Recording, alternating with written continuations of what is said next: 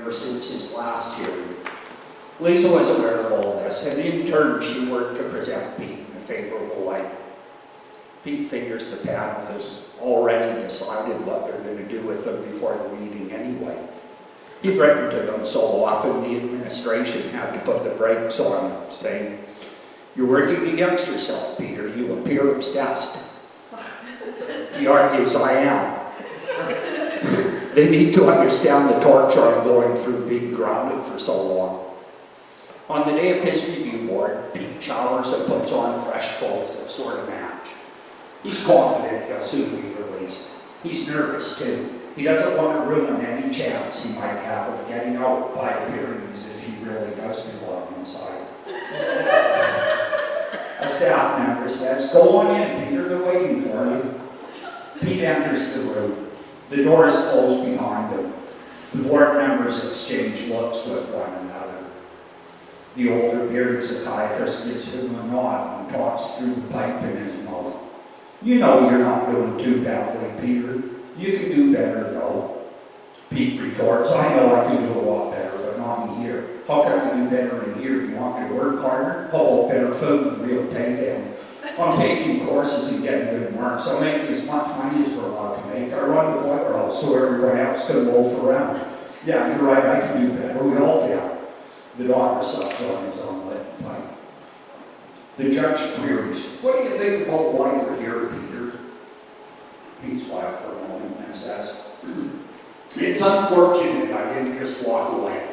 My biggest mistake was in breaking the law by allowing myself to act as a judge on another person's life. It should never have happened, and I accept the blame. I always did. I'm sorry every day of my life that I wake up in here. I thank God he never died because of me. And next time I feel threatened or intimidated, I'll back off. I realize how crazy I was now. I told that to the psychiatrist too. I don't like this place either. I think I made that clear in my correspondence, and now I know not taking my medication is what messed me up in the first place."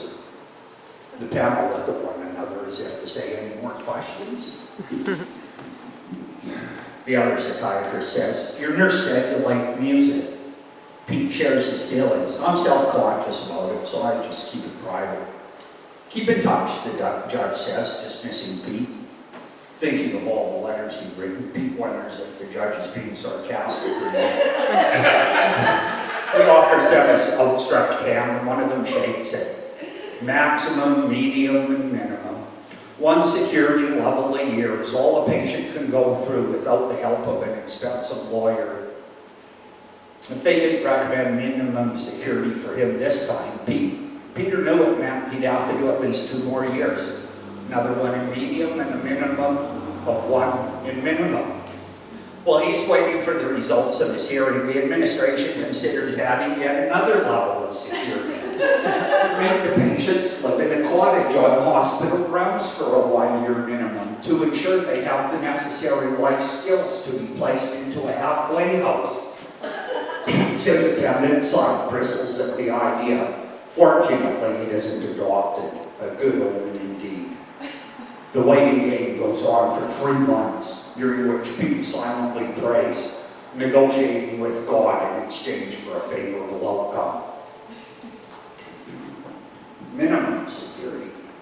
As soon as Pete's clearance for minimum security arrives, the charge nurse says to him, "We have a bed waiting for you downstairs, Peter." Pete cleans his locker out immediately.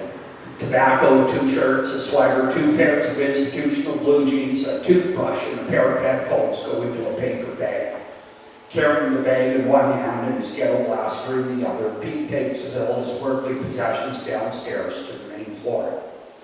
More responsibilities conferred onto patients in minimum security. It's clean and well kept, and the doors are always unlocked. The day room has open access to the outside until 10 p.m. And unlike the other wards, this one has carpet. All in all, it has a nice homey ambience compared to the previous wards. The building's main entrance is located just down the hallway across from the cafeteria, so a fair amount of activity is visible from the day room. Pete could practice tapping his drumsticks in the boot room more often too, but the nicest thing about minimum security is the welcome feeling of being trusted. Patients have the freedom to walk around on the farm until 8 p.m. and are only required to sign a law book to come and go. It's more for their protection than anything else. After 20 months of close scrutiny, having a bit of privacy is a welcome change, and a ray of hope shines steadily for Pete. On grounds, he sees newborn calves, gaggle of geese, fluffy little chicks, large gossiping hens, and shiny dark sienna roosters with large colorful tail feathers. He sees huge prize-winged pigs and bulls worth as much as a house. The bulls are in special stalls built to support their weight while they're breeding. Warmth and love emanate from inside Pete's chest as he listens to the farm animals' healthy, noisy chatter.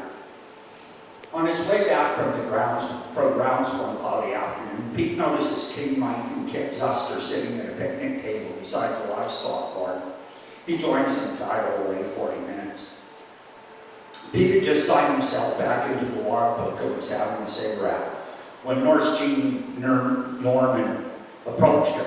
"Peter, what were you doing with Mike and Zuster at the picnic table this afternoon?" he announced. "Not much," Pete replied, smoking, talking.